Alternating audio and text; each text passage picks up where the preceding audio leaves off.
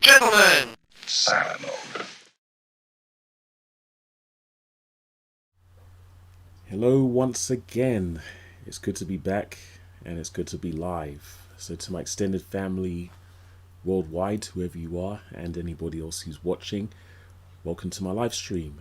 This is your host, Drew, also known as SilentMode, Artist and LEGO Enthusiast. Thank you for joining me on this later than scheduled live stream.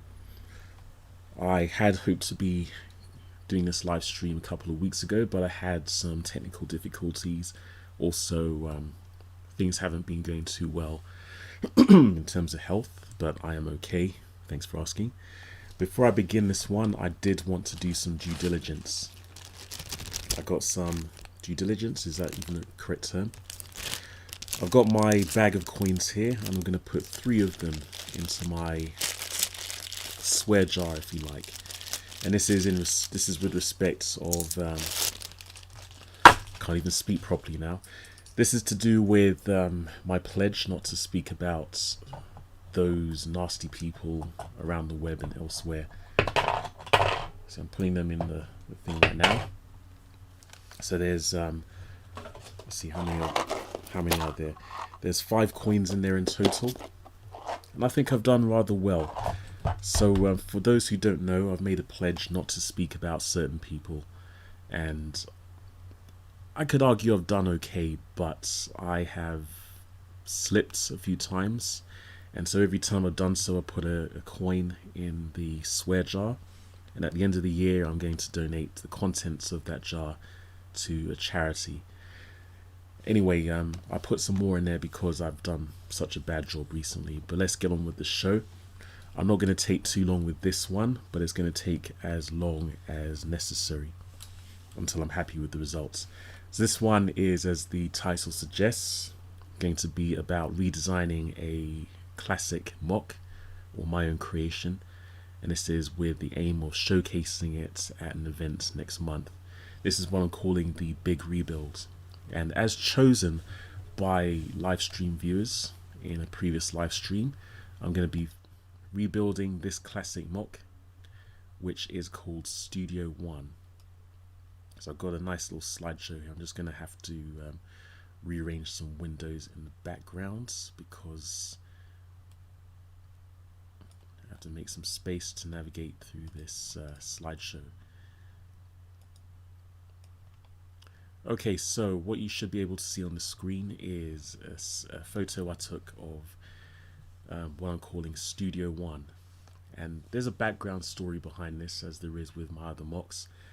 So I have a fictional music label or record label called Caterwall Records, just something I created for fun, and it's similar to how LEGO has Octan, although I think Octan is an actual brand. But the idea is that Studio One is a makeshift recording studio, which is in the basement of the current Caterwall Records building, which is another MOC that I've created. And Studio One is famous for being an exclusive studio. It has outdated technology, as you can see with the old desktop computers and the some of the old music equipment and recording equipment. But it's an exclusive studio, and only the top artists can record in there for that authentic feel, and it's by invitation only. So with this music studio MOC, I have divided it into 4 sections. What you can see here is the room where people play instruments, and then you've got a recording booth at the back. What you saw previously was where the producer does all the mixing and everything else. There's another view of the I don't even know what you call these rooms, but that's where the vocalist does their thing and the musicians do their thing. And then you have the hallway of sorts, where you have awards on display, and in the background you can see some gold discs, which I thought was a nice touch. One thing I was also very proud of was the sofa. It's a corner sofa, and I designed that myself. The water cooler you see in the front was a design I obtained from somewhere else. I think I saw it on Flickr somewhere. And this is what the MOC looks like. It's a relatively small one, but I was very proud of it at the time because I designed it almost entirely myself, and it was very clean. And yeah, this was back when I was having a lot of fun with Lego, when it was purely about fun and none of this politics stuff.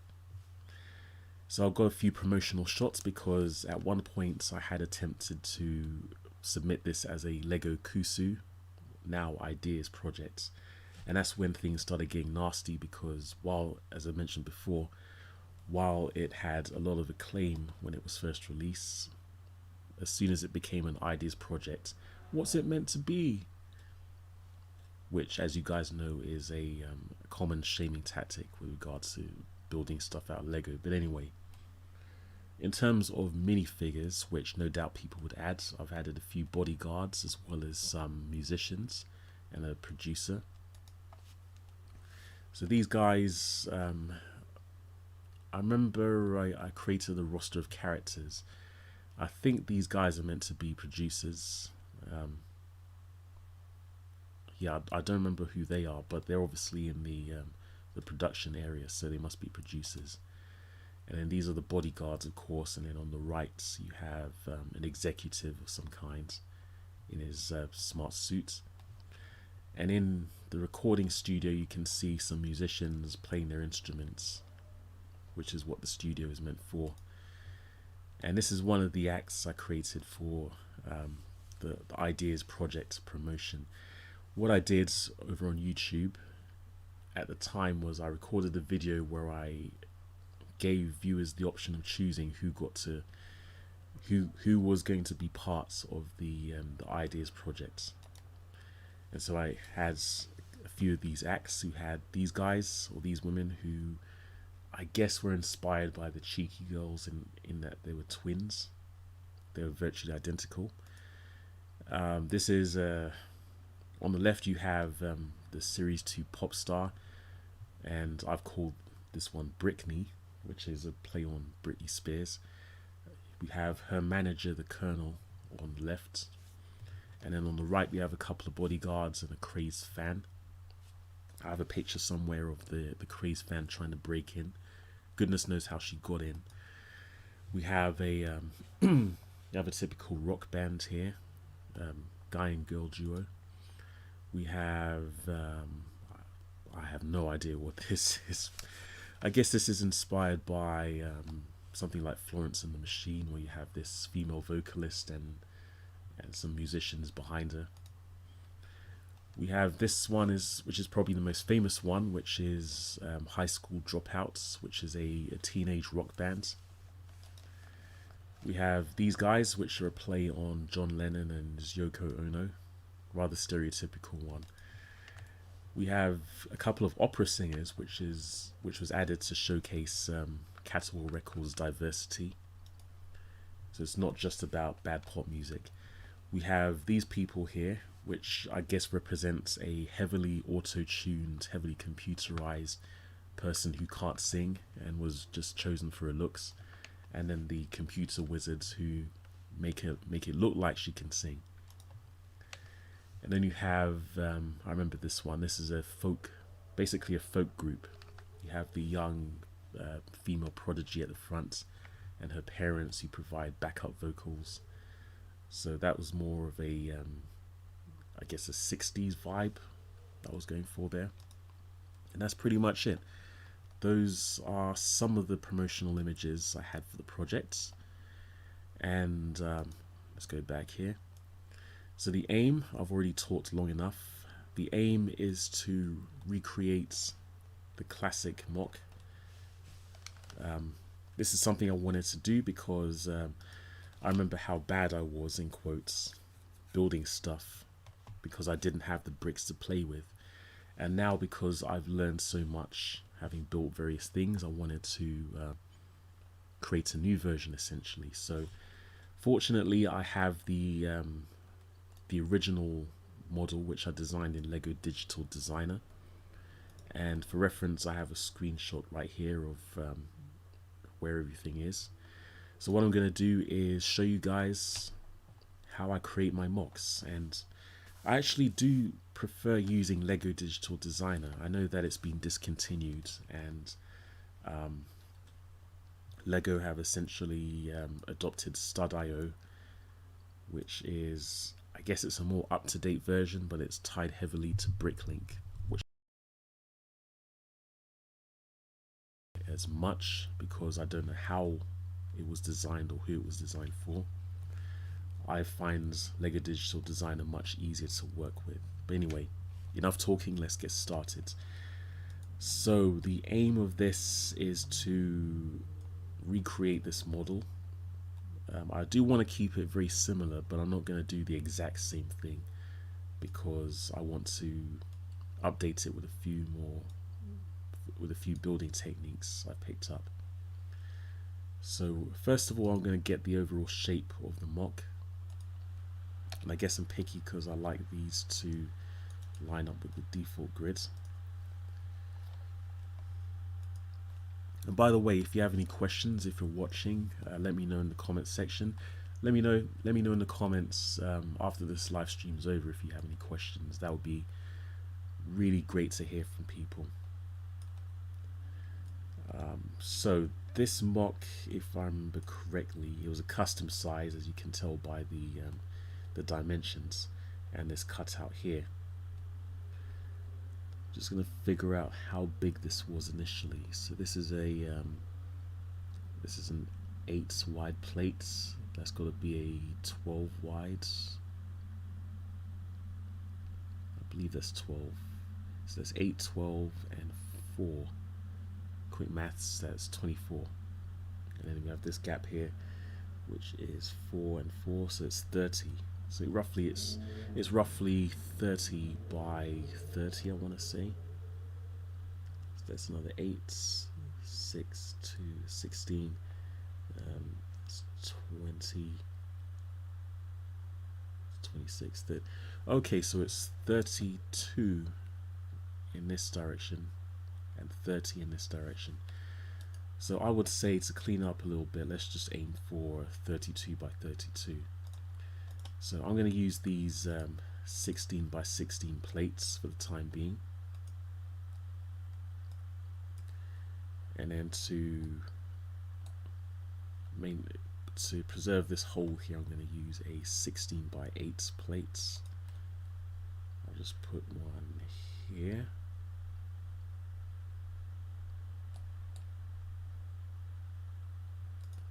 And then an 8 by 8 plate to go here.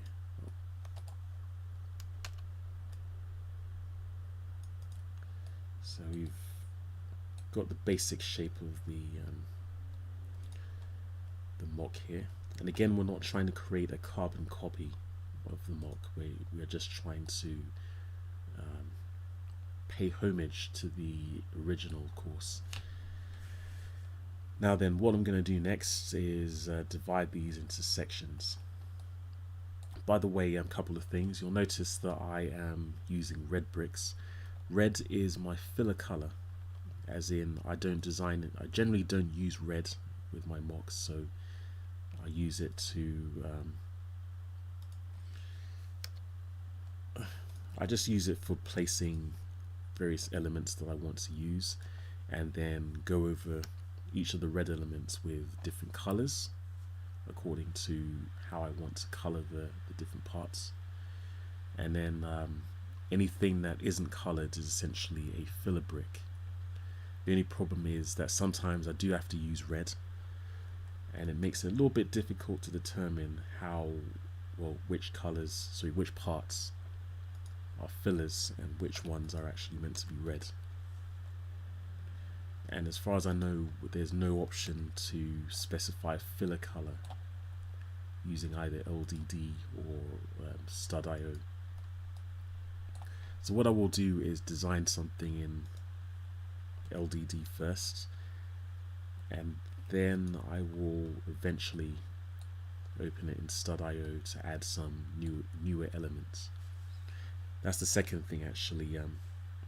If you were to download LDD today, if you're following on with this, then you would probably not have access to some of the more recent parts. but fortunately I was able to save a specific file which gives me access to some of the newer bits.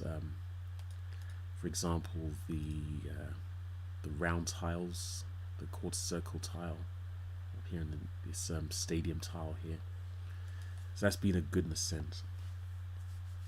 So here I've started to divide the MOC into the different rooms. So we have the recording area here, we have the production area here, and this is the hallway, as you can see. Very similar to this. I'm not sure about what I want to do with the size of the vocal area. If I remember from a music studio, from the very limited experience I have with them, the vocal booth, it would be essentially right in front of the production area, perhaps. But this is a makeshift studio. This was actually designed before I had any knowledge of recording studios. Alright, so what I could do actually is, instead of using these plates, I will just use some panels, because they're going to be walls anyway. Now, where would I find the panels? We could use these bricks. More or less the same thing. So if we divide the MOC into, let's put that there for the time being. We can divide the MOC into those different areas.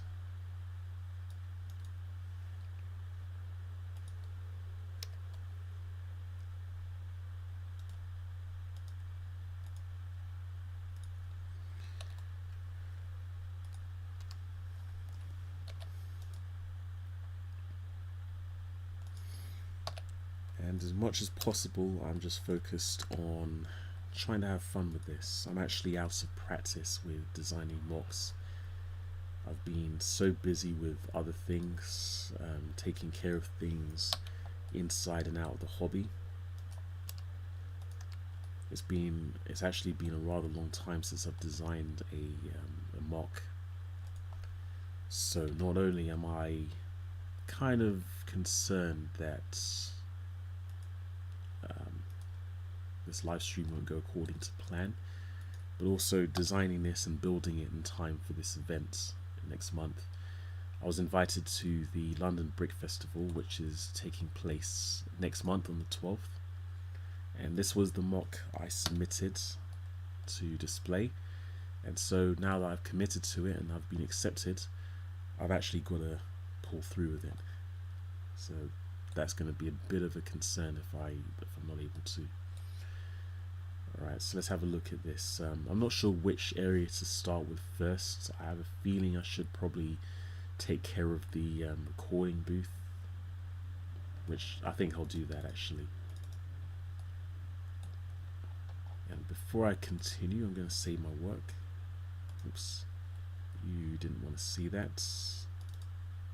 Let's create a building. I'll create a folder called Redesign.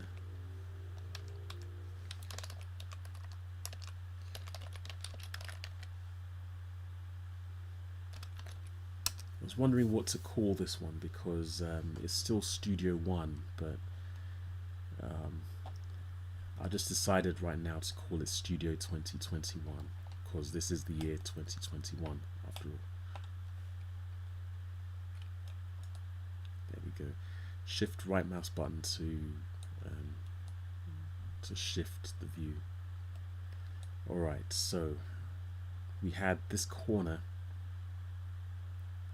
for the vocal area.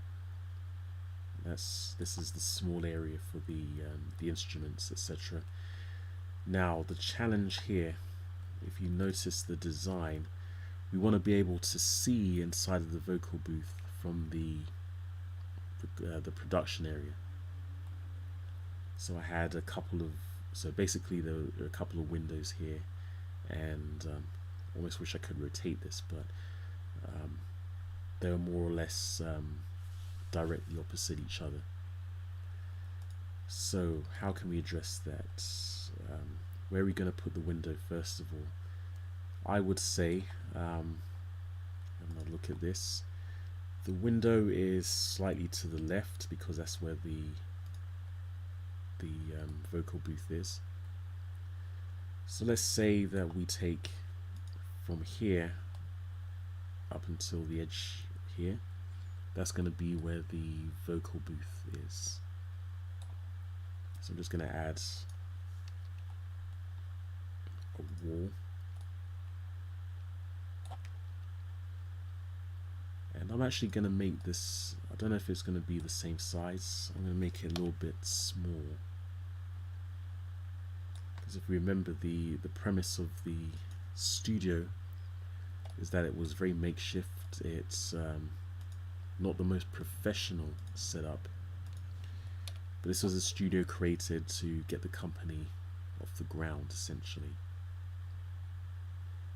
So this is very similar to what we had before, and we'll clean these walls up eventually.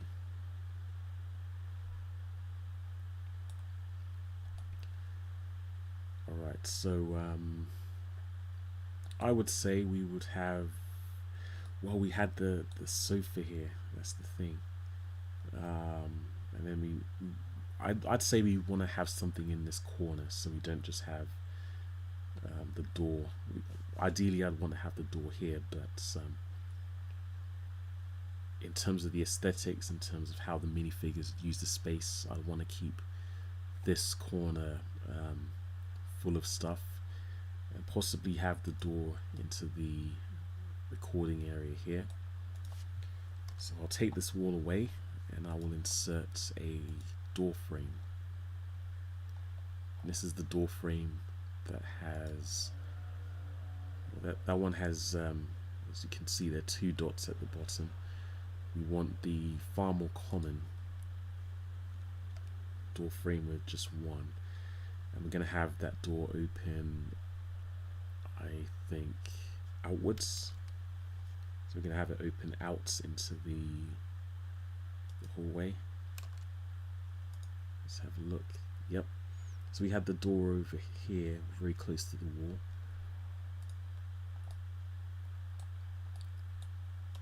So if I move this for a second, we originally had it around here.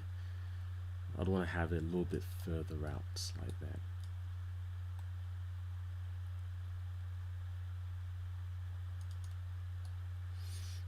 And then for the time being, oops, for the time being, just patch that hole up there. And I'm going to insert a glass door,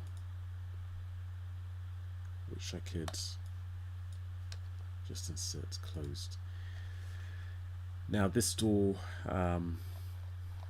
back in the day there were only glass doors, and I remember I liked this particular design for the door, but it only came in transparent. And now of course you have doors in different colors. I think I'll just keep this as a glass door, so a transparent door, unless something else happens, unless something else is more suitable.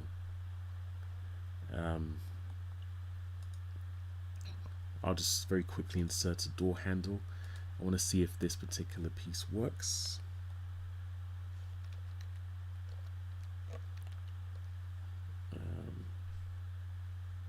Yeah, we can use that one. Originally I'd used this as parts. Let's put this over there for a second. And this one resembles more the original Caterwall Records logo. But since this is a new version, I'm going to use this. And I guess it serves as a nice door handle that takes a padlock. So if we go out here, so the door for the production room was near this end. I'm going to put the door, yeah, the door would be more suited there somewhere, so I'll just copy this door frame and the handle, and I'll put it, I would say, I'd say here. what I want to do as well is have the door open from the other side. So I'd have to take the handle off first, and then that's the door. Just patch up this wall here.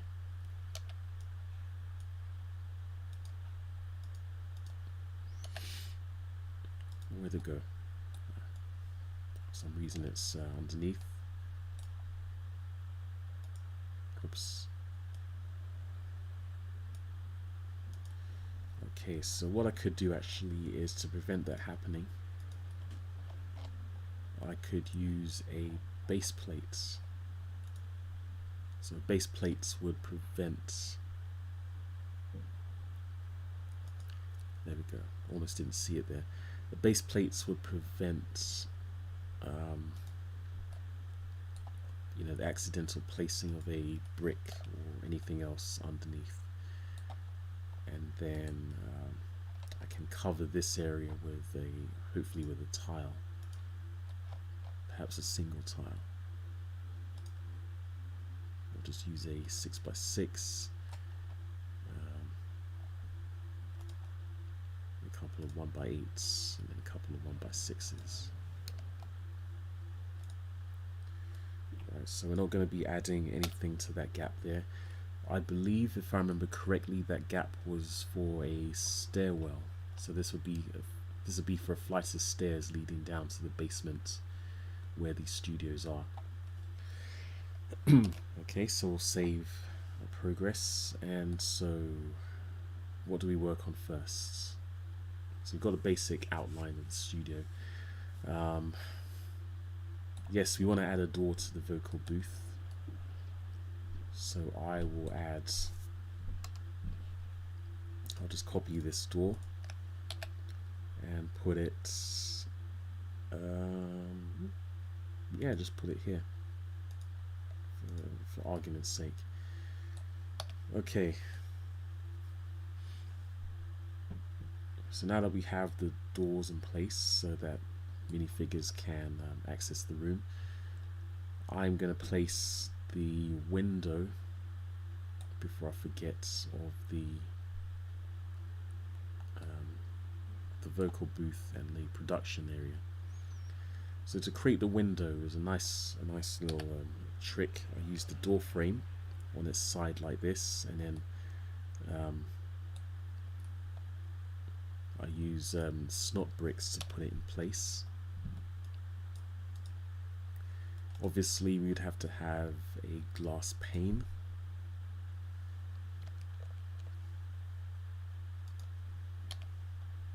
And yeah, just to illustrate, I'll make this transparent. I'll make the doors transparent while we're at it. Okay, so we have the window here. Now previously we had to use a combination of this snot brick here, which is the 1x1 with a stud on one side. And if you know your LEGO mathematics, you know that 2 bricks, so 1 brick is equal to 3 plates, and 2 bricks, sorry, 2 studs is equal to 5 plates high. So we would have this snot brick and a couple of plates there, and then we could repeat the pattern, and it would be a legal build technique. And of course,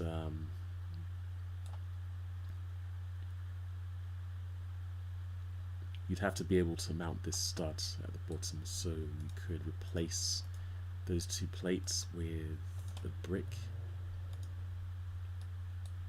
Then you could have plates underneath, such as this one. And so to have this window lie flush, you'd add a tile underneath. I can rotate it properly. There you go. And so the only thing left to do would be to clean this edge up to where you could fill in that gap, and there will be a gap.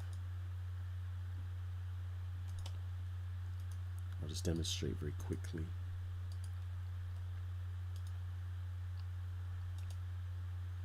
You can fill in this gap with a 1x4 plates and hopefully a 1x4 tile.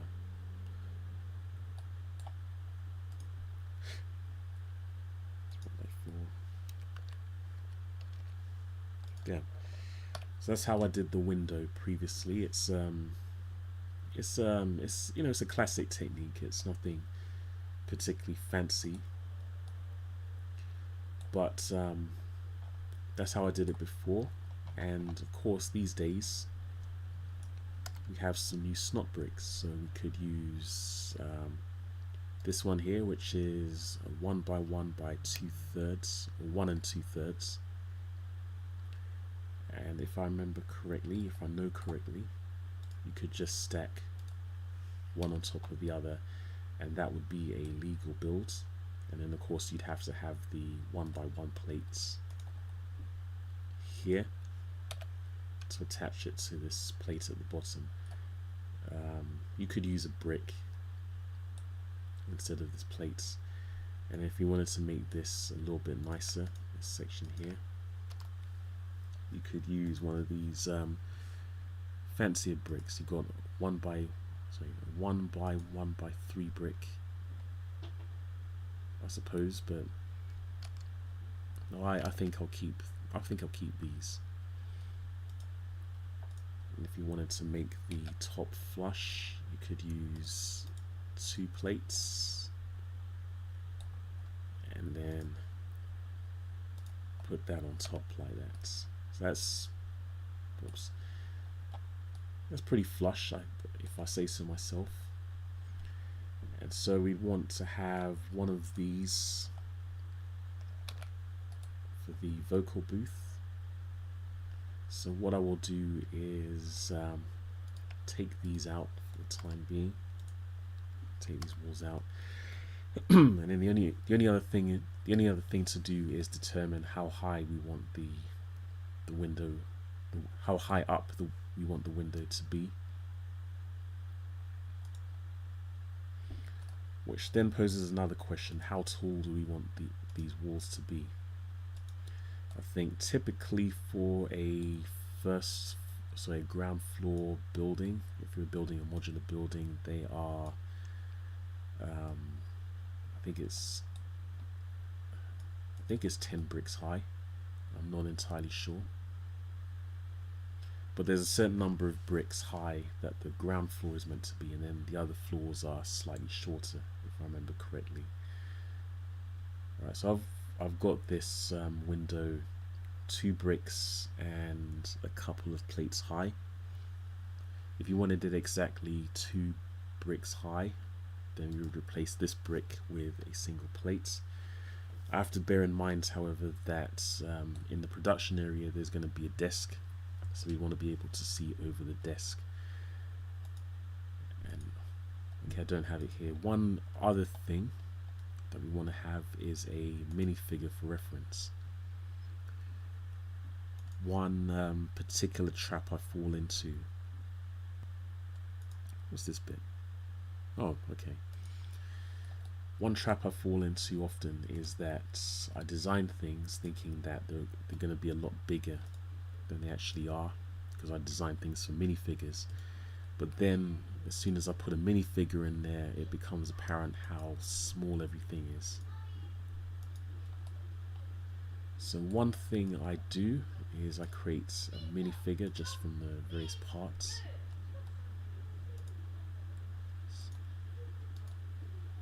And save that as a template. So now I have a minifigure that I can readily place within the MOC.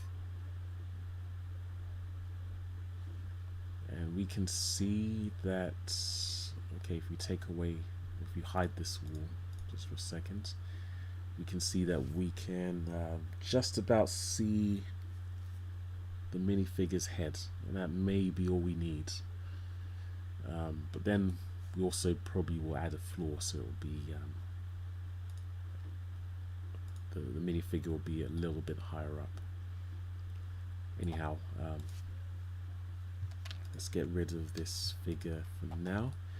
So I've decided we'll keep the window here, and in terms of this wall, I think we'll want to duplicate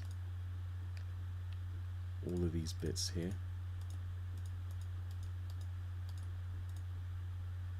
So the window, the bricks, just about everything. Make a copy of it and place it in the same spots, I would say. Actually, we could move, yeah, it'd be better if we moved it slightly to the left.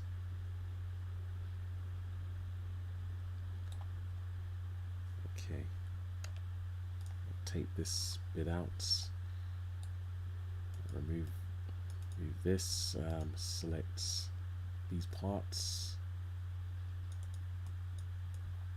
and then just move everything there.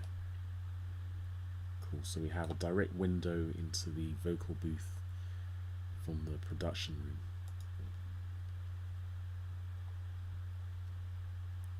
But is that what we want? Oops.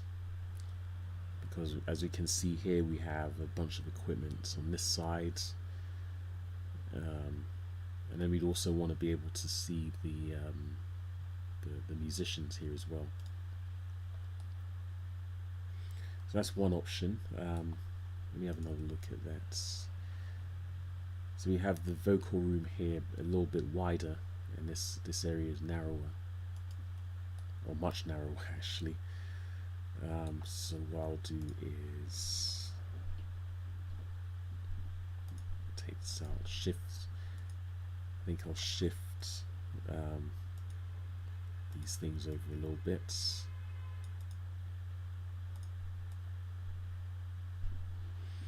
So perhaps I would like the room, or like a more central room.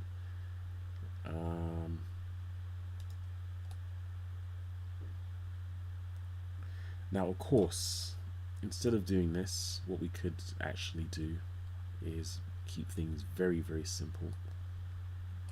I'll just save this for now, and then I can backtrack. We could do something a lot simpler and instead just use panels. I suppose I was just trying to be fancy previously.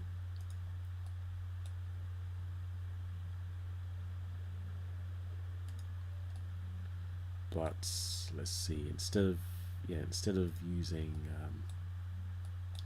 that fancy technique, I'll just put a minifigure here for reference.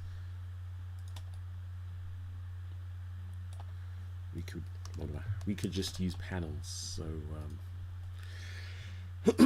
excuse me.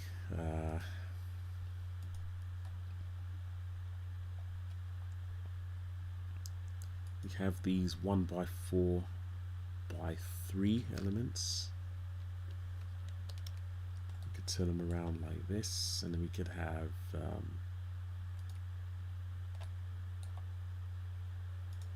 a full window.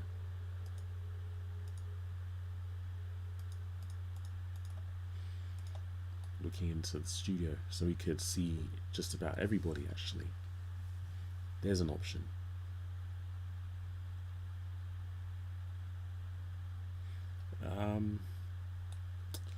What do you reckon? Should we go with this approach? Let's see what it looks like with the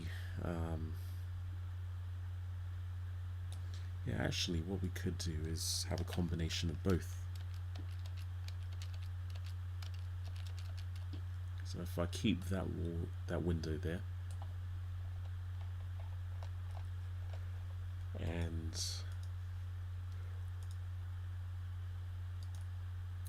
if I put this back here, and we put this here, then we could still have the isolated vocal booth here,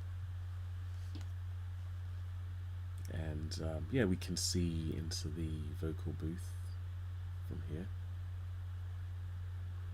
although the this window is higher up now. No, they're they're actually the same height. So I was thinking perhaps I went with this approach because I wanted the window to be a certain height, but I think this panel is slightly, just ever so slightly taller than this window in this orientation. I suppose I also wanted a cleaner window instead of having these support lines here. But I actually quite like this. So the people in the production room can see just about everything. I think we should have some space from the edges. So if yeah, we could have a one brick space, so we can fit another window here. If I just shift this slightly, can add another window there, and so we'd be able to see everything.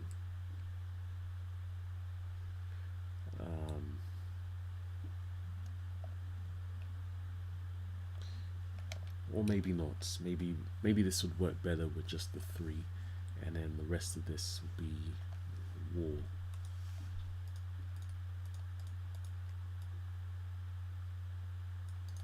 So we've got 3 of these on each side, and we'll have to fill in the blanks.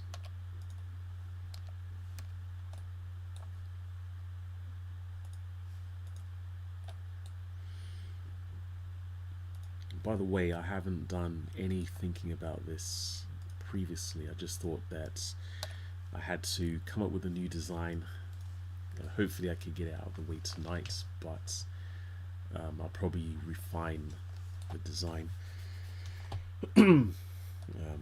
offline, and then hopefully you guys will see the results.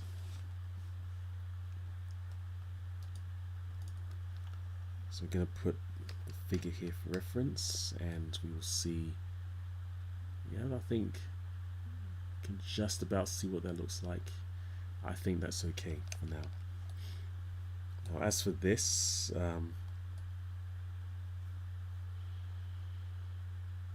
I think we want to lower this slightly. So what I'm going to do is put a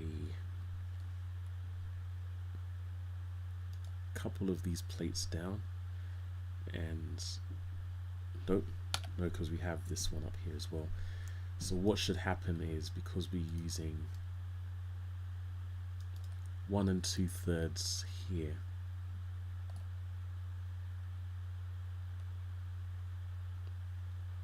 oh no, my bad, that's, we can add another plate there. So we already have 1 brick here, we have 2 plates, 2 layers of plates here, and then this top one, which would make 2 bricks. So if we added 1 plate here and another plate on top of there, and then we have this structure.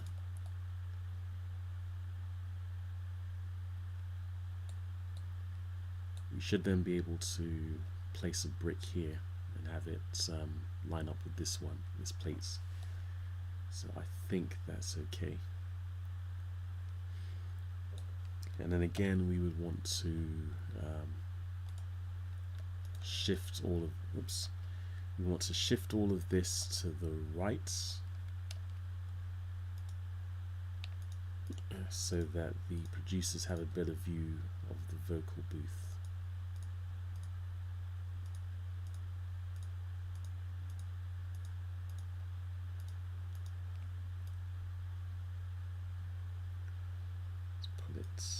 There.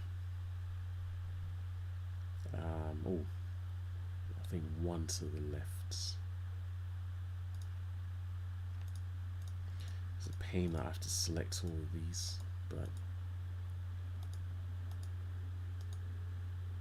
it's okay for now.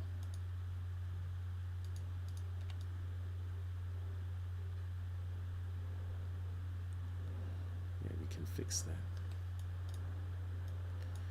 Cool. So I think that'll work, and then you just have to shift this door. I wanted to keep an even space here, which I think would work. a lot better than having an odd space.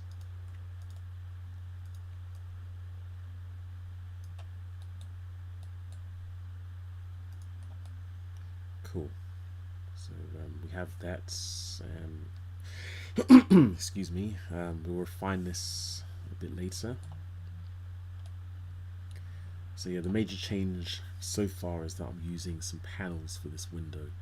I would have preferred to have a nice solid bit of glass, perhaps represented by transparent bricks, but I don't think anything like that exists.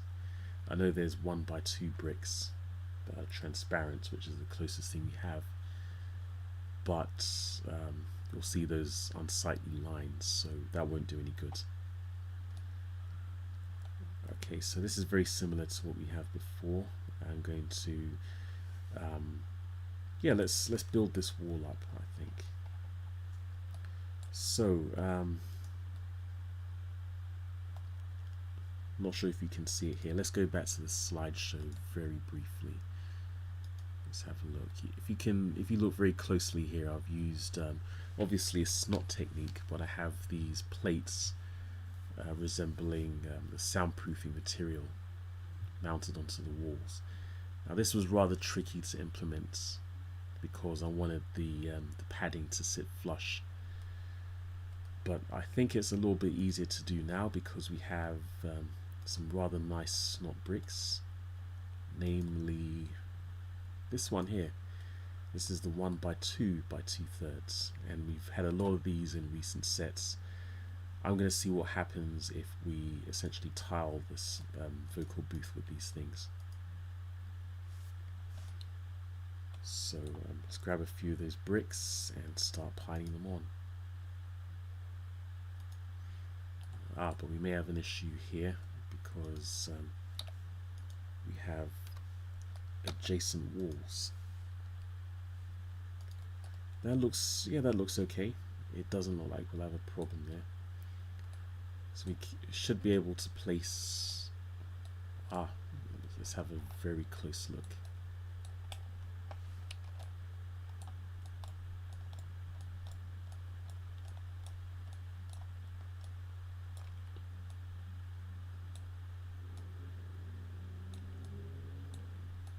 I want to be absolutely certain. It looks very iffy, I will say. One of the dangers of designing an LDD is that you could potentially end up with an illegal connection, or one that just won't work.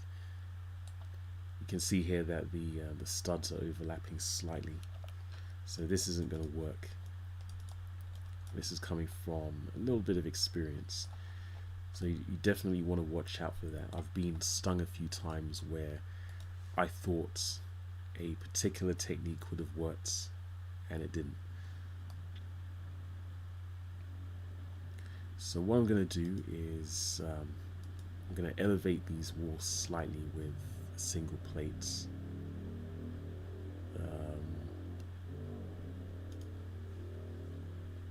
And I will clean this up afterwards.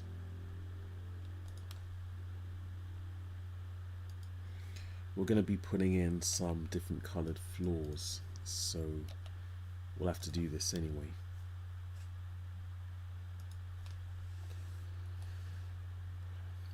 Alright, so I will begin by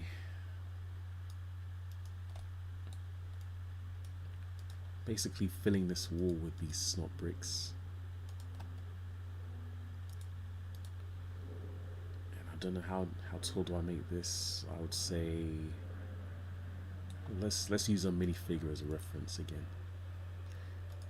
If we put, let's just say a 2x4 plate, doesn't really matter. That's going to represent the floor we'll install. Put the minifigure here. We want to make I reckon we want to make it about that'll be 8 bricks high. So no taller than this essentially.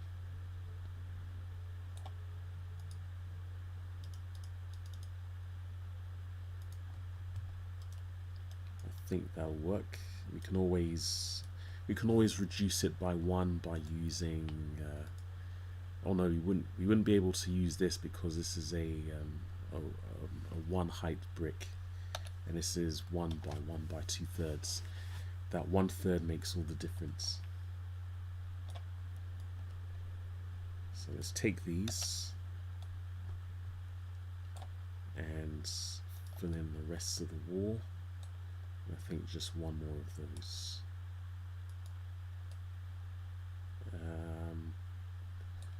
Let's try another one. Yeah, I think that's okay. I think that's okay. And then we want to do the same with this side. I'll just take that.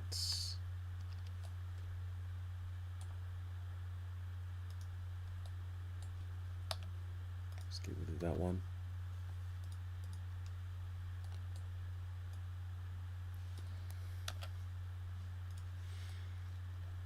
And then we want one more. I'll copy the minifigure. So yeah, I had that in mind.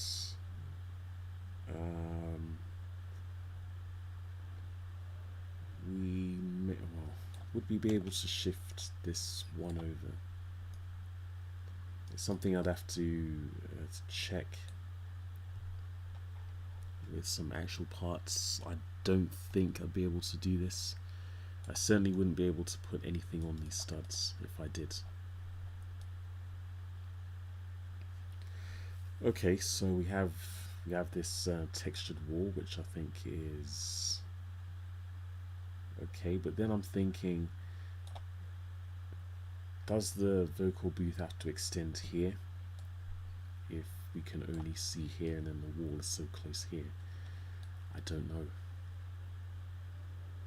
I really don't know. So many questions to ask. Let me just stick this here. Do we really need this much space for the vocal booth? I'm wondering. So that's the floor over there. What did we have over here? There was a little bit more padding, sure. We could add another one of those. I don't think there'd be much point. Let's give it a try.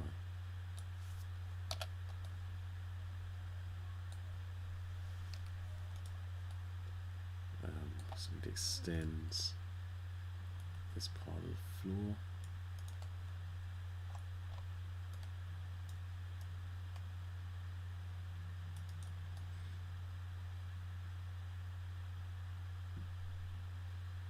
Yeah.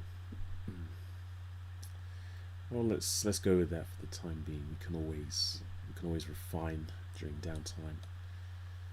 So let's fill in the gaps.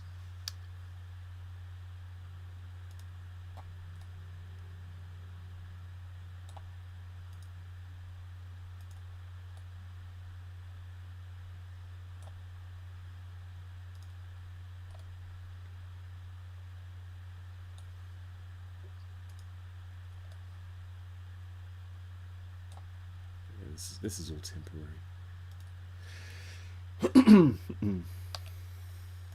Actually, let's while we're here, let's make this somewhat neat. So I'll hide these bits for the time being. Let's store. So I will move these to one side.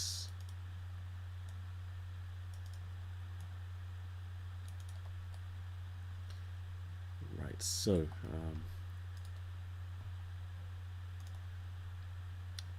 I'll add that there, and we can fit a 1x6.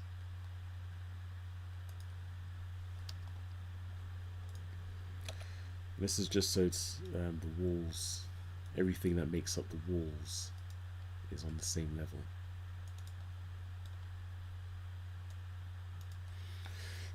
So we don't have to deal with uneven walls. Excuse me. Okay, So instead of this, we can fill in this gap with 2 of these.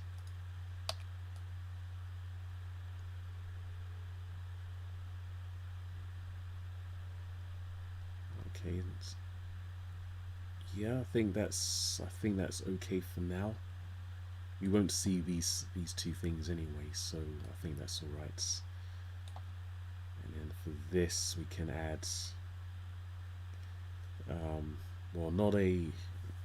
My first thought was a 1x2x2 brick, which is this one, but then that sticks out at the top.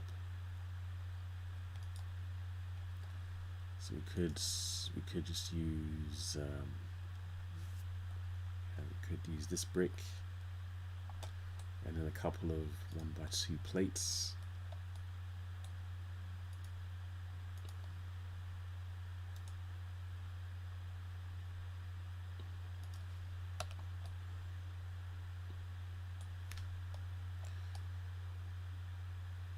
And a similar thing here.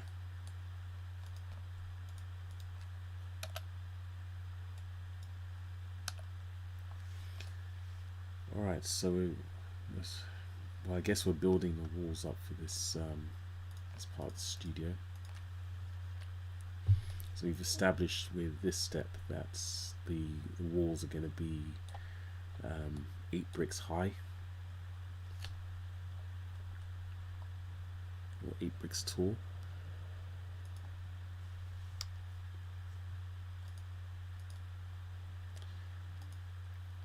So I'm just going to finish things off here. So that's 11. We can use a corner brick here just to keep things neat, and then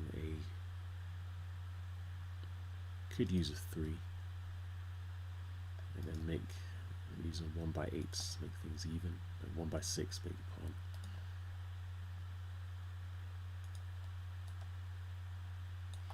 And then we've got to clean up this monstrosity. So I think for the time being, I'll just use a 1x4. Yeah, this bit is a mess. This is where we start messing around with plates and things. It would probably be better to have something flush so we can just line everything with a tile at the end, or just use minimal plates and bricks.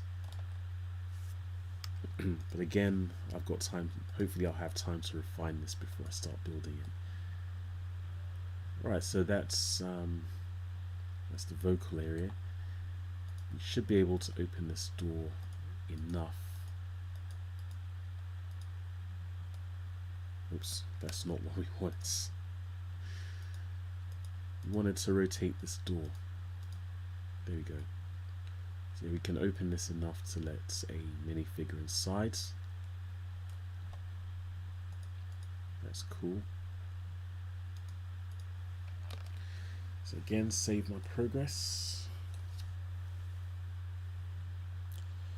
Alright, so that's the basic structure of the vocal room, and I guess by proxy we have the recording room as well. You will notice, if we go back to the slideshow, if you look at the wall here, you've got these what we call grill. I'm not sure if there's another name for it, but we have these bricks, and they're laid out in a specific pattern, which gives the impression of soundproofing. Now we haven't been able to use it throughout the design in this one because of the window construction, but we may be able to use it here. So let's give it a shot. If we take away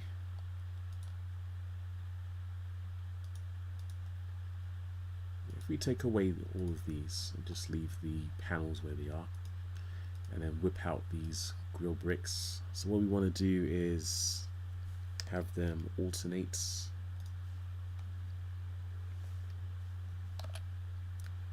So one side has horizontal lines, the other side has vertical lines. We'll make 8 brick tall structure. That seems rather tall.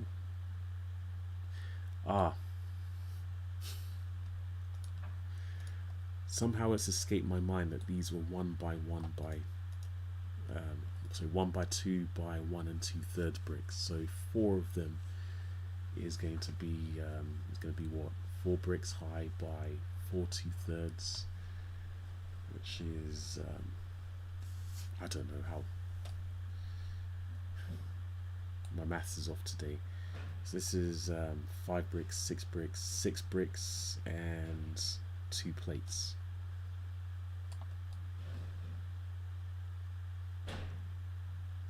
So all of this is 7 bricks high.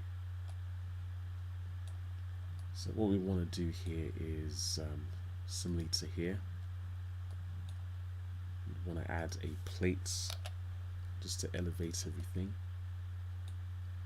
And that's 1 by 8 space there.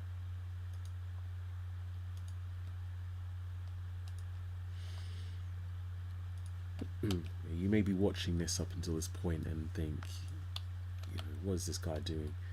Well, this guy is so slow. And I don't blame you. I wish I was one of those YouTubers who did, you know, seemingly did things without a second thought. But as I said, I'm out of practice on this one. So we'll get there eventually. It's just going to take a little bit longer. But hopefully you enjoy the sound of my voice. I think that's the one thing I have going for me. Yeah. Okay, so we can let's just copy this one over. We can do that. And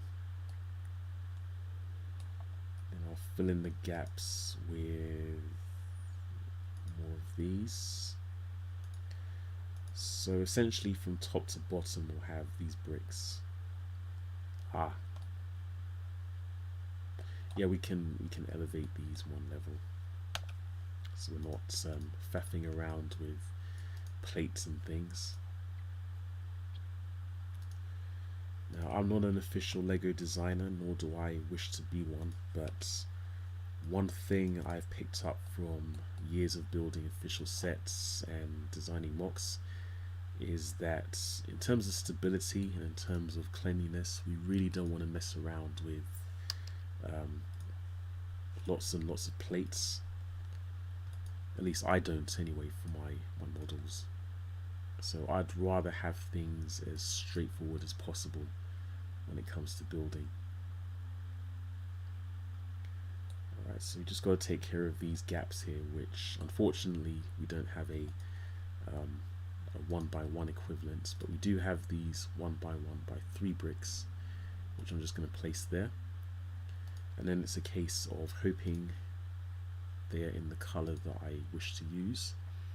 If they're not, then we can just use 1 by 1 bricks stacked, but I think this looks a little bit cleaner. And just looking at this, it does seem to fit the retro aesthetic. I think it does.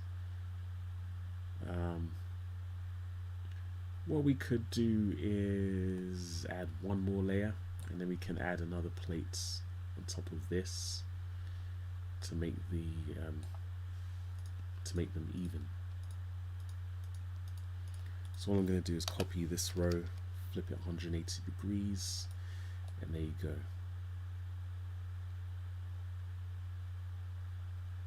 I think that looks alright so far. As far as cleaning this thing up here, what I'll do is I'll take these off, I'll take these plates off and replace them with bricks. Yep. So we had a 1 by 6 brick, 1 by 6 brick here, and then we have a couple of 1 by 2s here and over there, and we can hopefully simply fill the rest of the space with plates. Again, just going to do this as quickly as possible.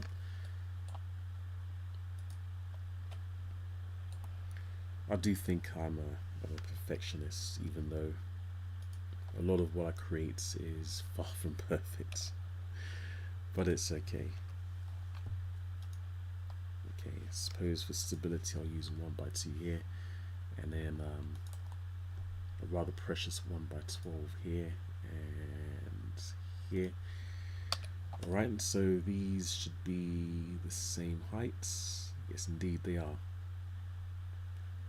And what else? What else? We've got to elevate this wall.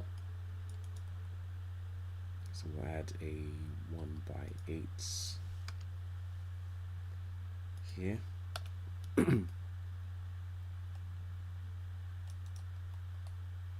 Whoops. Whoops, whoops, whoops. How about a couple of 1x8 bricks?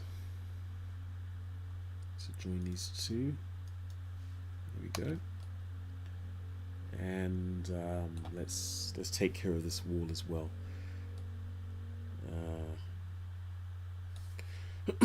Excuse me. So another 1x8 brick here. We can go over the top there. Let's finish this. We've got to elevate these walls as well.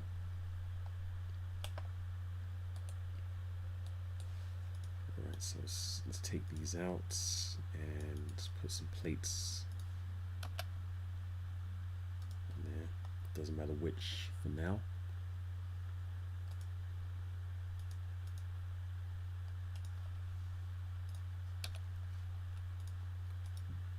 And I would say at this stage, don't worry so much about which parts you use, because we haven't refined this yet. We're just fleshing out the shape of the MOC at the moment.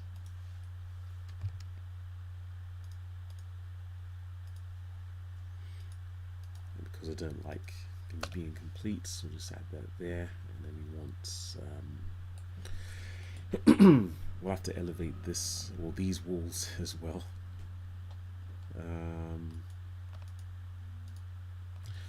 Yeah, since we're here, we may as well do this entire wall.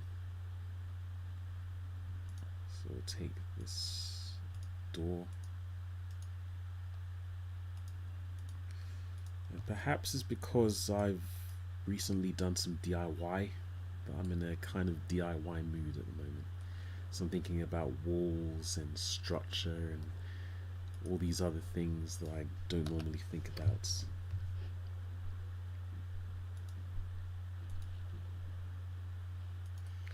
But yeah, I've had to do some DIY recently, and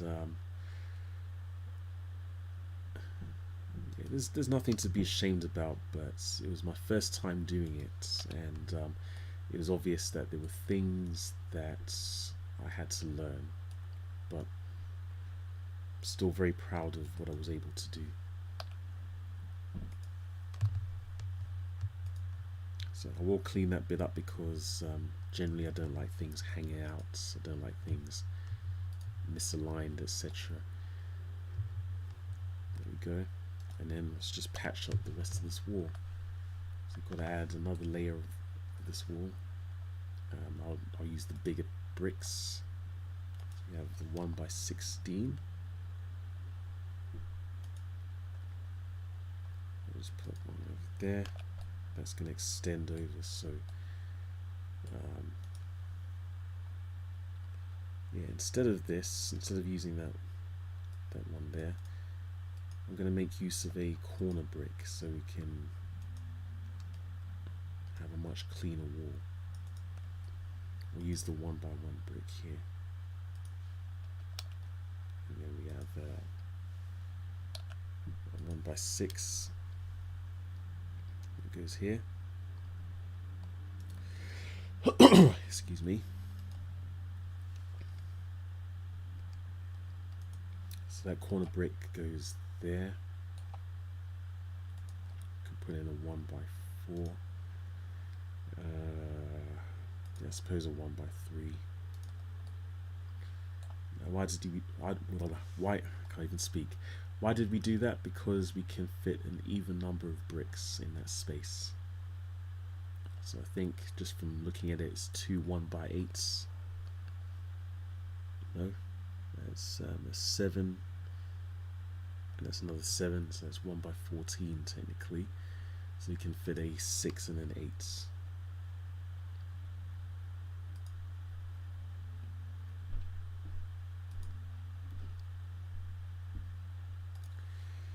There we go. So you've got that wall in place. There's just this one to do. I'll save it now just in case, and then you should be able to do this relatively quickly.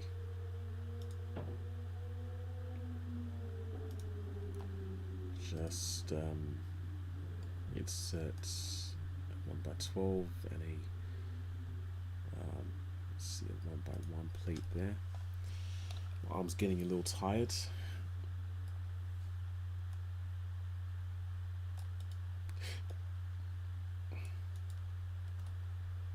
And then we can fill this in with a 1x1x5 brick. We can use a 1x16 brick here. We can use another one there for time's sake. And we got our walls.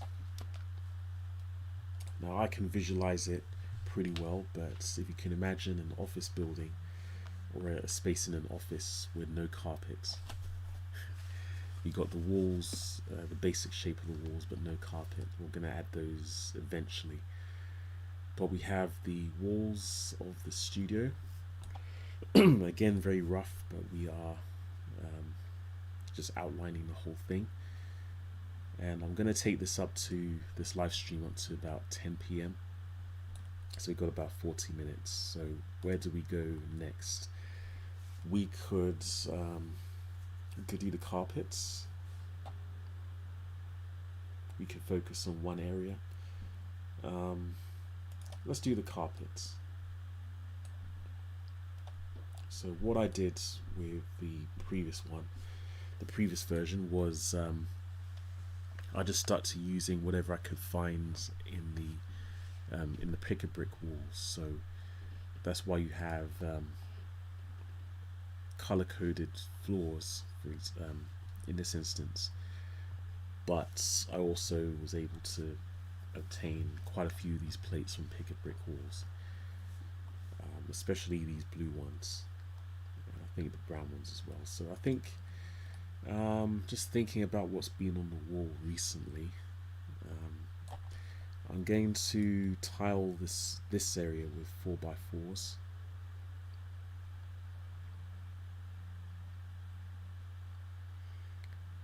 But I'll tile the whole area with 4x4s, and then we will see. Then we'll decide what colors we're going to use for each of the sections. Now it looks like we'll be able to use 2x4s. Looks like we'll be able to use these with no problem. So if I just copy a few of these to save clicks.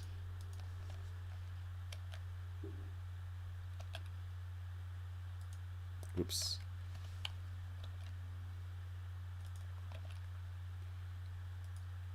So we got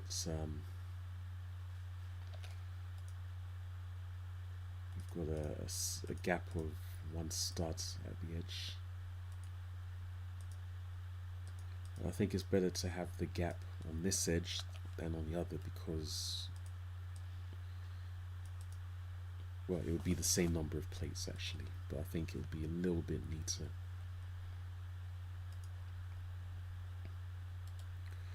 So we have that, and then in the original model it was blue, but teal has made a comeback. I want to see what this looks like in the dreaded teal. Do we have it here? Got medium blue, got the azure, got bright green. I think teal is one of the legacy colors. Oops. And to be able to select it, because there's no provision for unfortunately there's no provision for smaller screens. Okay, I won't bother with it for now. I'll just select let's say medium as well. That's a very common color. Okay, that's actually hurting my eyes. Not sure if this is any better, but okay, we'll go with blue for now.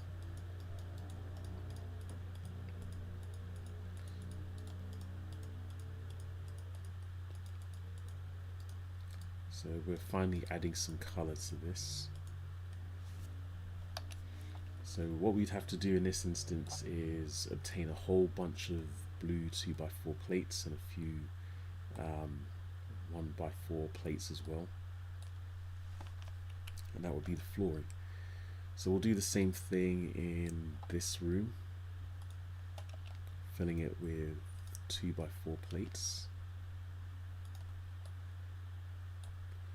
And then immediately I can see we'll have a gap of 2 studs on this side.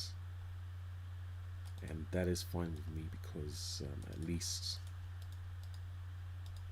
you have a couple of options. We can either continue the 2x4 pattern, or we can use 2x2 plates.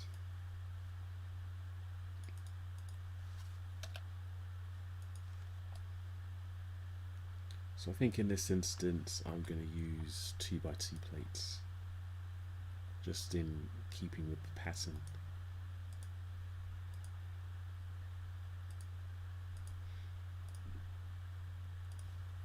So when it comes to redesigning this MOC, I can either go for the I can either decide to go for a modern look or preserve the appearance of the old MOC.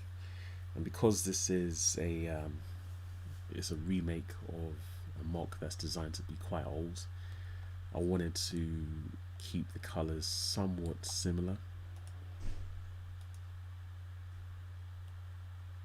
I'm going to go with a dirty sand yellow for this one. Let's see what that looks like.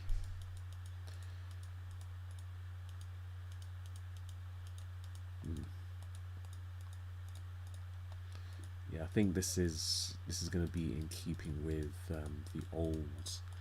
I think this is going to be 70s, early 80s era recording studio. And if you look at the original MOC, you'll see the walls are a tan color. I wanted to avoid using white for everything because generally I design things in black and white. But I wanted to have some variety with the colors. It's actually very difficult for me sometimes to make use of color, because as you guys have seen, I basically design in one color, and in general I do tend to think in terms of black and white. So for me to add color to things is actually a challenge. So you'll immediately see I've added dark stone grey or dark bluish grey to these grill bricks, and you can see the texture a little clearly now, a little more clearly.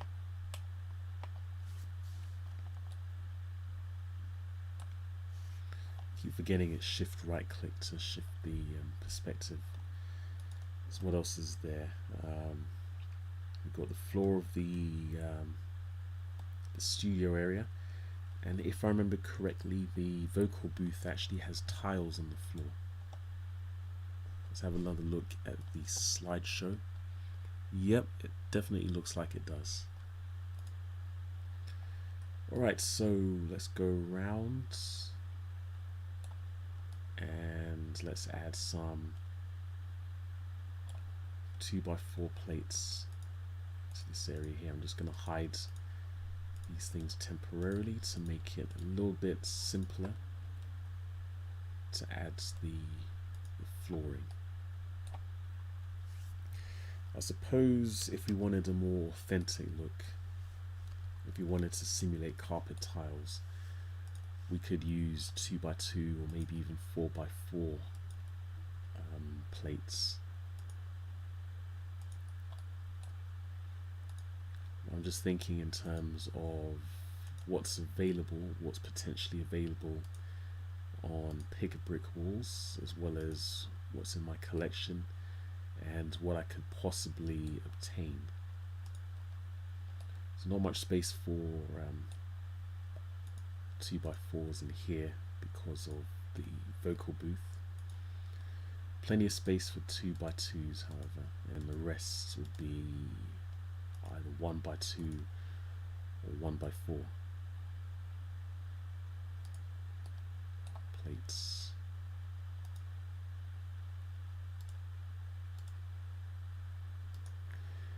Okay, so in the original I had these as a light stone grey.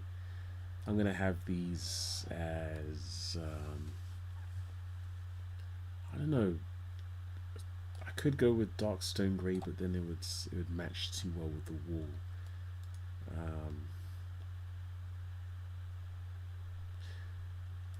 Why not sand yellow? Let's see how that does. I know sand yellow or tan, as it's more commonly called.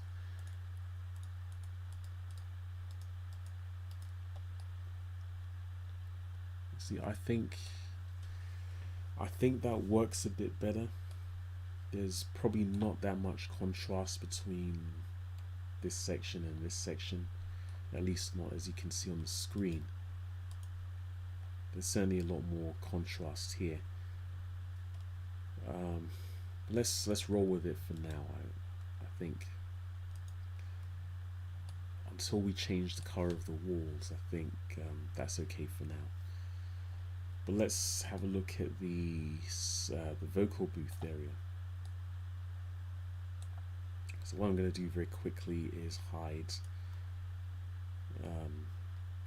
these bricks. I'm also going to hide these elements as well, because what we want to do is add some floor tiles. So I'm going to stick with what I had before, which was the 2x2 regular tiles. And I'm just going to copy those. Oopsie.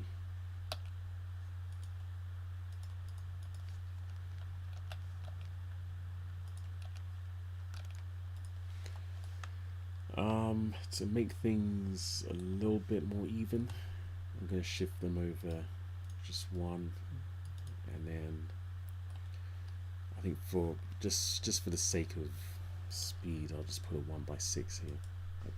I think that'll work. So we'll come back to this. I think we'll come back to this now, actually, because with putting these tiles down, what I want to do is add a space for the microphone, and also somewhere for the minifigure to stand. That was, if we go back to the slideshow, that was a feature here, and we had I thought it was a rather ambitious build for the microphone. This was this is my design for a microphone stand with one of those filters, those pop filters. So if we go over here, let's see if we can design something similar. So let me just take a sip of coffee.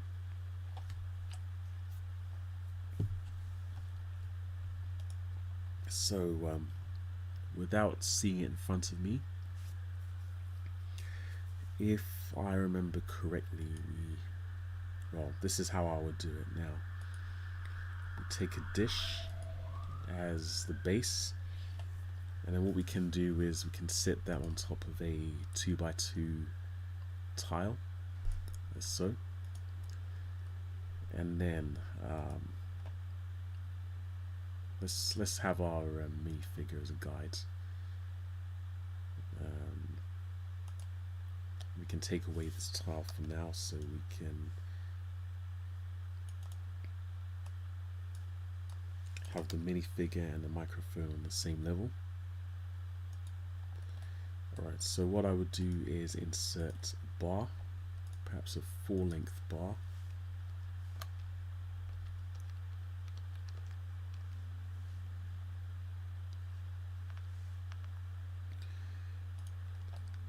And by the way, LEGO has actually done something like this with in official sets.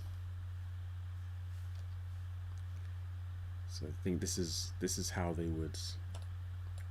Let's turn that around. They actually, I think they would use a 3-length bar for this, but this is how I've seen LEGO do a microphone stand in official sets. So it would have this relatively new piece that didn't exist at the time. So they would have that, and then if I can very quickly see, there we go, that's the microphone piece. They would slot the microphone in here.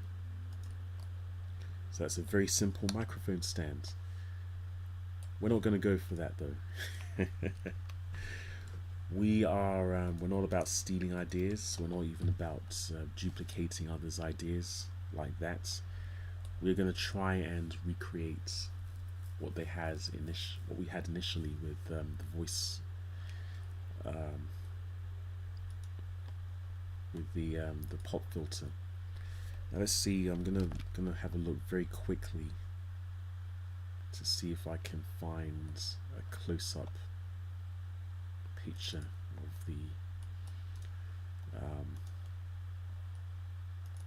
the microphone.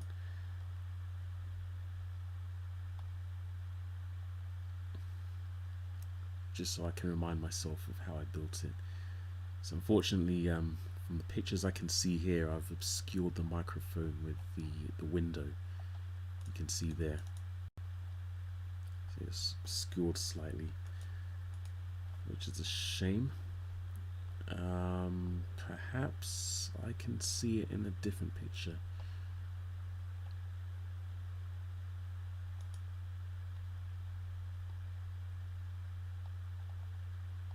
No? Oh, there we go.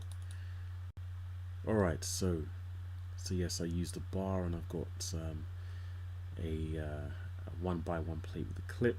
We've got a couple of round plates. We've got the minifigure neck brackets, and then a disc. That was my microphone with pop filter.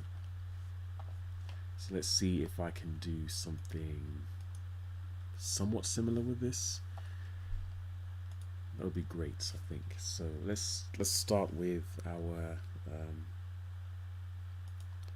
let's start with a, I don't know if this would be too short, but with a bar. We'll use both of them for now. We want something to clip onto this. Ideally, we would have something like this, which would be, it would be great if we could attach it to this somehow. But we don't have anything like that, so let's have a look through the list of existing parts to see if we have something similar.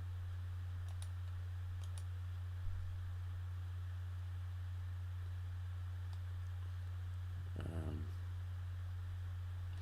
was thinking off the top of my head, actually, we could use something like this. That's a bit blocky though.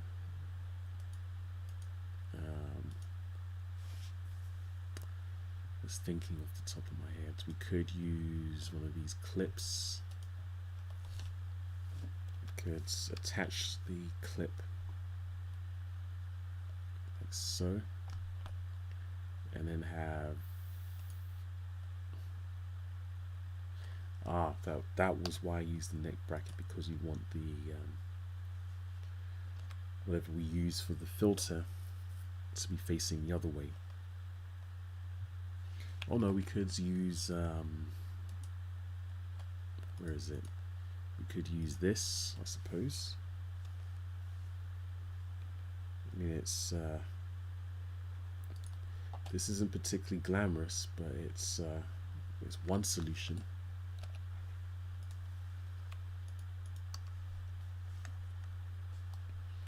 I mean, my thoughts is there wasn't anything wrong with the previous solution, but I do want to do something different this time. So what else do we have? Let's have a look at some technique parts. We could use this.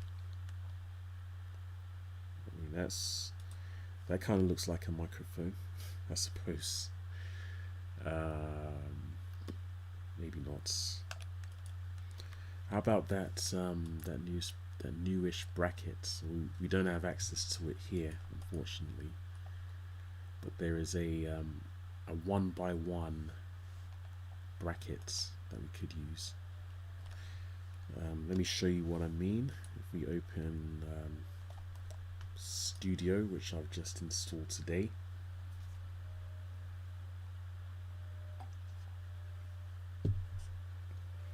just wait for it to open. We could use that to build something very similar to what we had before, if it functions, or if it looks as how I remember it to look. Okay, while we're waiting for that to load, I'm just gonna modify this floor slightly. So we want the figure to be placed right in the center here, which means we're gonna have to take out a couple of these tiles at least. We can place we could, well, actually, if we could, we could make use of this this tile here. It's a 1x3 with 2 studs, and then we can fill in the gap with this corner tile here, and then a 1x2. Let's get rid of the one that was inserted underneath. That base plate trick doesn't work for tiles, unfortunately. So we can have the minifigure standing here, and it would be more or less in the center of the window. I think that's alright. Okay, so let's close this crap. Let's close that. Let's look for brackets. If I can spell. Yes, this is one of these parts. That's what I was thinking. We probably go for this one. So what I would do is, as you can see, one of these studs has a hollow. So one of these sides has a hollow stud. I'd have that facing at the bottom, and then I would take a bar.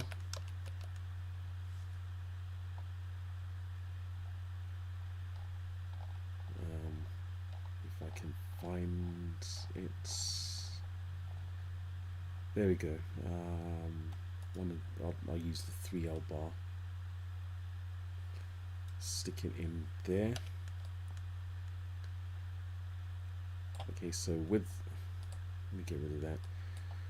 We could then use either a dish, or we could use a 2x2 round tile.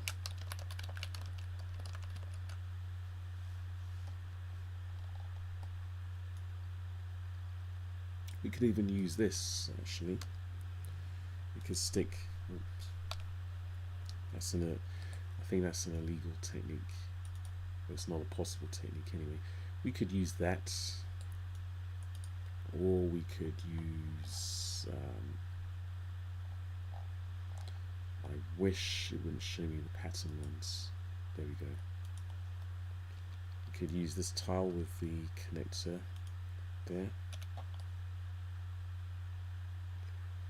That would really only work if it was transparent though, as well as the other plates. And then if you wanted to bulk this, the area behind it, we would use a 1x1 plate.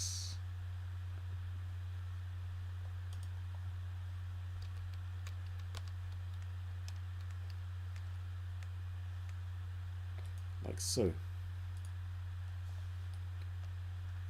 Or for a little bit more variety, we could see, this is why I don't like Studio or Stud.io, whatever it's called. For a little bit of variety, we could use a round plate at the back, or we could even use this thing here.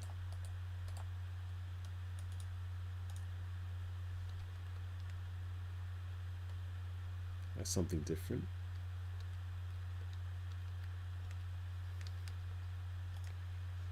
Yeah, I quite like that actually.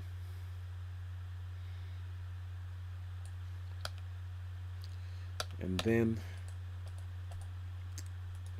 let's get rid of these. We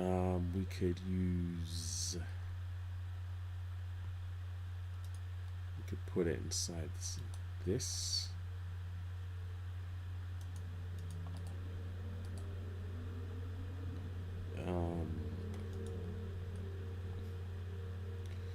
And then the bottom would be what? We could use this plates here. We could use, darn it, we could use a dish like we did before. I quite like that. Remember, we're using this is old school, so we're focused on using old school equipment. If there was something a little bit smaller than this that we could use, that would be perfect. But I think that would be great for now. By the way, if you use this design, then please give me credits. Don't be like those other people. It had to be said.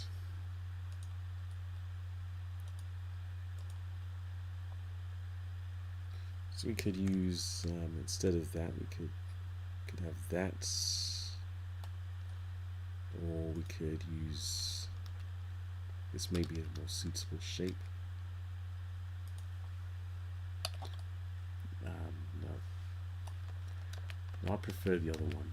I think this would make more sense because it's meant to be a pop filter.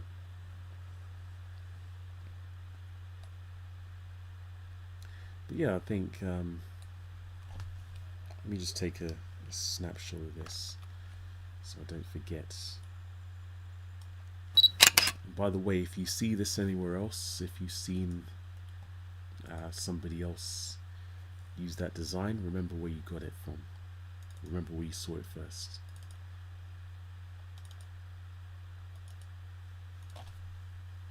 Let's go up one.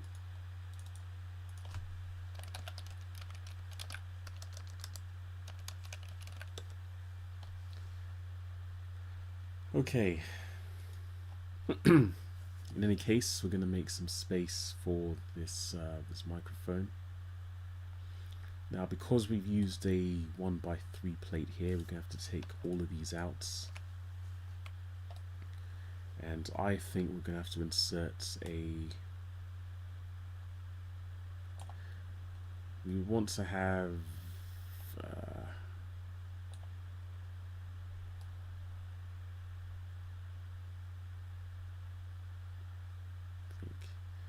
let me think. We want to have a space for the microphone, of course. I would probably want to put it either on this stud or perhaps here. So my initial thoughts is put this 2x2 jumper plates here. Although we do want the microphone to be in a fixed position. I think this will do though, regardless of which design we went for. But we'll cover these gaps with more of this corner tile. I like that corner tile actually. And I think it's not a bad idea to have the microphone to one side, because if we have that 2x2 round plate tile as the pop filter, we can position the microphone so it doesn't entirely cover the minifigure's face. But we may not have that bracket, but we can still put in the respective pieces. So if we consider, we can actually use substitute parts for now. So I'll use this headlight brick. So I can see that's going to be a little bit low, I think. So we'll use the 4-length bar.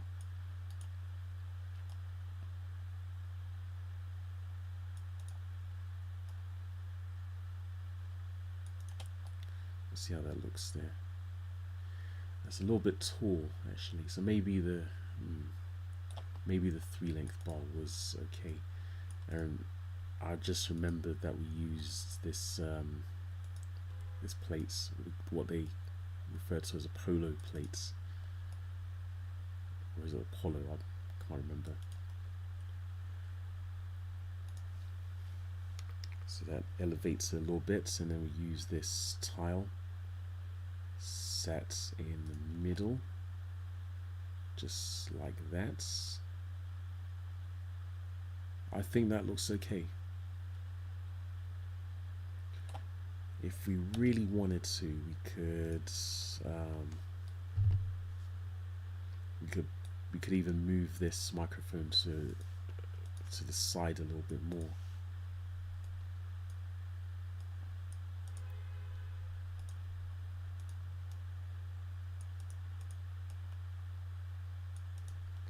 So we can really see the oh gosh, so we can really see the minifigure's head.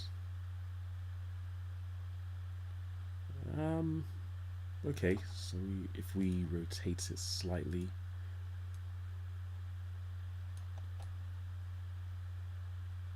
I think that works. Okay, so not so many uses of this corner tile, unfortunately.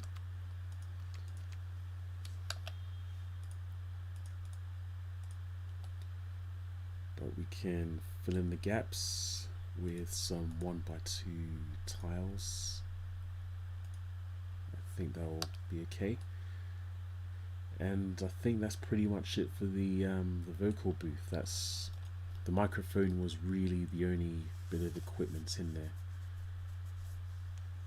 And if you wanted to be extra, you could just put a round plate to cover that hole.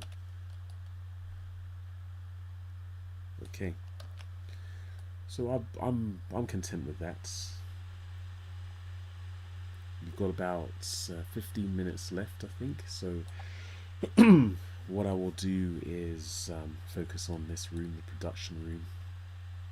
And there's a few bits of equipment in there. We've got some seats. We've got the desk with one of the computers. We've got the mixing desk.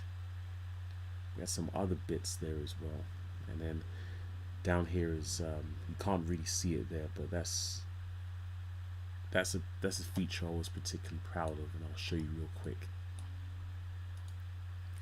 So in that corner we had a couple of computers, some old school computers, and for the kiddies listening to this, if there are any, we actually had these what we call desktop computers. And these desktops, I can't even speak. These desktop computers had, initially they had floppy drives, which were small square discs. That's as far back as I went.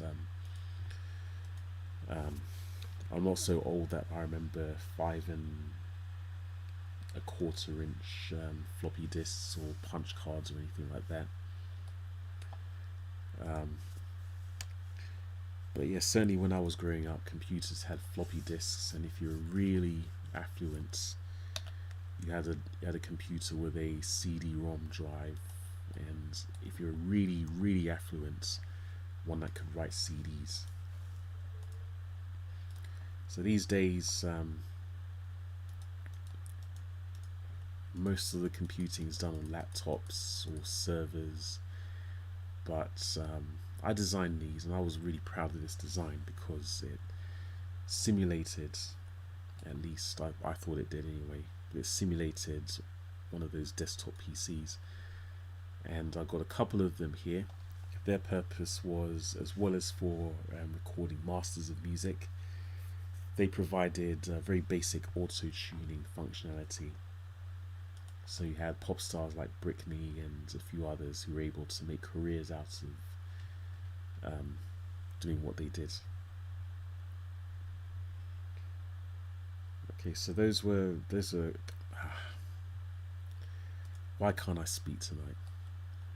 Those were some computer designs I was very proud of, and some computers as well. Let's not forget those. You'll also remember back in the day that computers had not quite square monitors, but they had the 4:3 ratio. So I barely remember when widescreen TVs were becoming in vogue, and there was a lot of pressure to move toward widescreen, and I was very apprehensive about it at the time, as I am with most new technology. But now it's the norm, of course, and I find it very hard to readjust to using a square monitor again. So what I'm doing at the moment is building one of these computer screens. This is one way of doing it, which was using this hinge plate and then a couple of these clips. So you could either have two of them like this and mount the screen like this, and then you can move this back and forth as you please, or you could have just one of these, and instead of using the 1x2 plate, put it on a jumper plate. Shift these over a little bit, and as well as tilting it back and forth like this, you can freely rotate to get the angle you want. Just having a look at what I did there. Yeah. So this monitor here, you probably can't see it that well, but that's fixed to the desk. And you have another version here which is attached to a hinge brick. I'll just demonstrate that very quickly. That's not it. It's this. Find it here. So use one of these, and I like to use this double one here. So copy this tile, put it on top there, and you can then swivel it just like that, and then we can add this in front, and with the power of adding designs to everything, which we can do here, we can make this into a computer screen. Choose either one of those, it doesn't matter. I'll do the same here. And we can turn this into a computer keyboard. We will use this one, I think looks more the parts. So those are our two computers.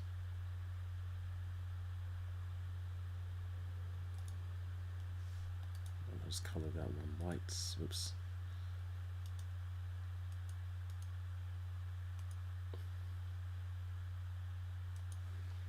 Yeah, so those would go with these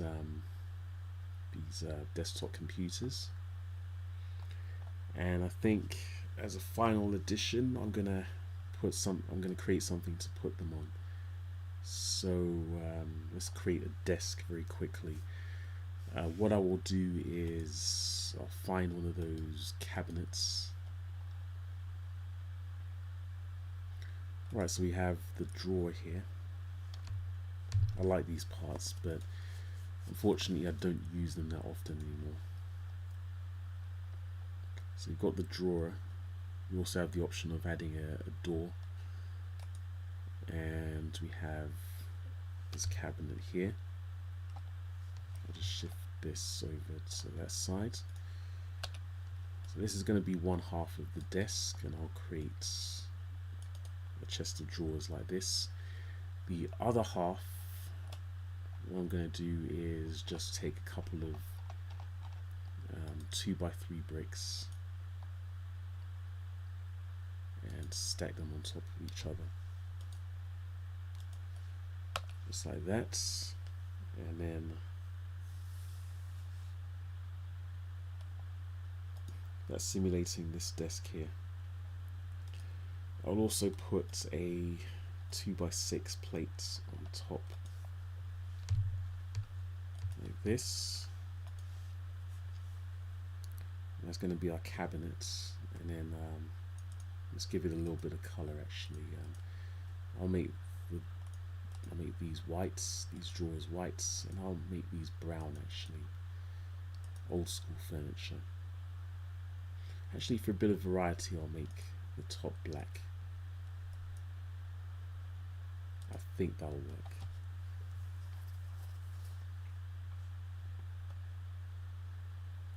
So we can stick this in this section here, and then well, there may not be enough space for the computer actually. No, we have space, so we may have to modify the design a little bit. So what we'll do is we'll put that there, and okay, that does fit. That's a relief. I think the computer would go here rather than on that side, covering the drawers.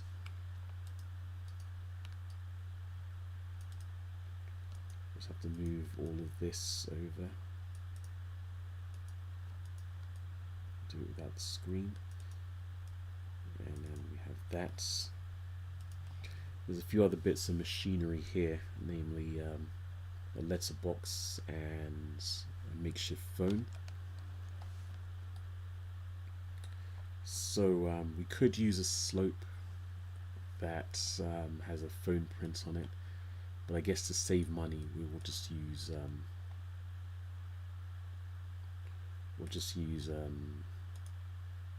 oops,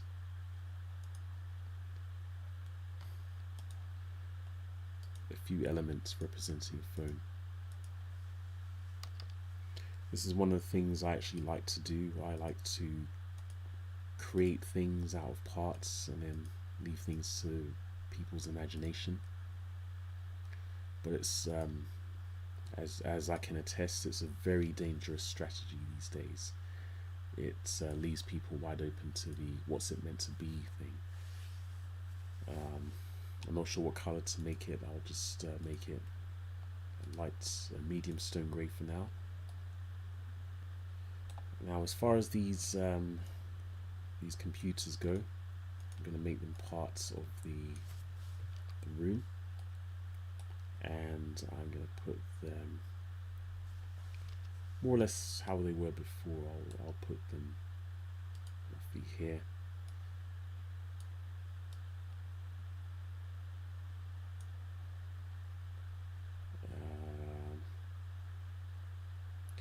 See, I want them slightly spaced apart this time.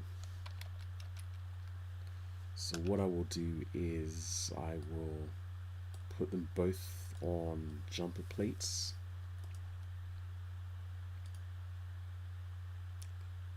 No, I'd only have to put one of them on jumper plates. And so instead of having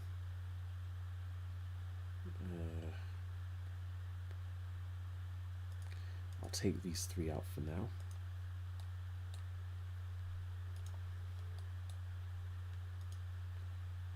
place this somewhere. I think there's fine. And then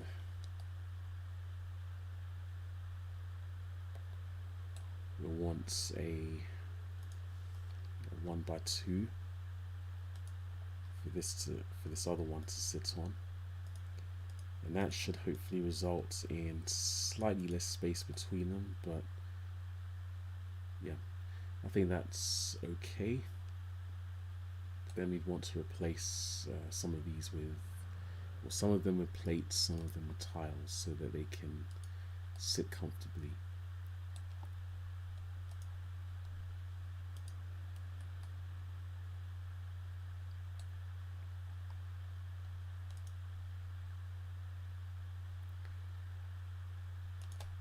So I'm just going to fill in the gaps. We'd have to use a tile here.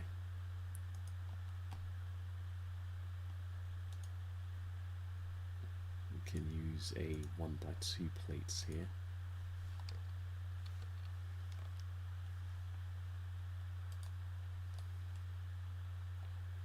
We'd have to use another tile back here because the studs would interfere, and then another 1x1 and 1x4, and then just color these in. We'll have to make a few more modifications just like that as things progress. As far as this mixing desk goes, I'd want to keep it the same, I think. But I don't think we have enough time tonight, so I'm going to end this live stream pretty much now, actually. So it's only been it's been less than a couple of hours, but this is how far I've gotten so far, and clearly there's a lot more work to do. I'll probably make more progress offline, actually. Anyway, it's been a quiet night tonight, but I don't mind because I had to do this anyway. Whether you're watching live or on replay, thanks once again for joining me. I really appreciate everybody who gives me a view and leaves feedback, of course. If you're interested in supporting the channel, you can check out the video description for ways you can do so. But above all else, let me know that you watched, let me know what you think of the video. I really appreciate your feedback. Thank you guys for playing along once again. This is Drew, also known as SilentMode, and until next time, have a good one.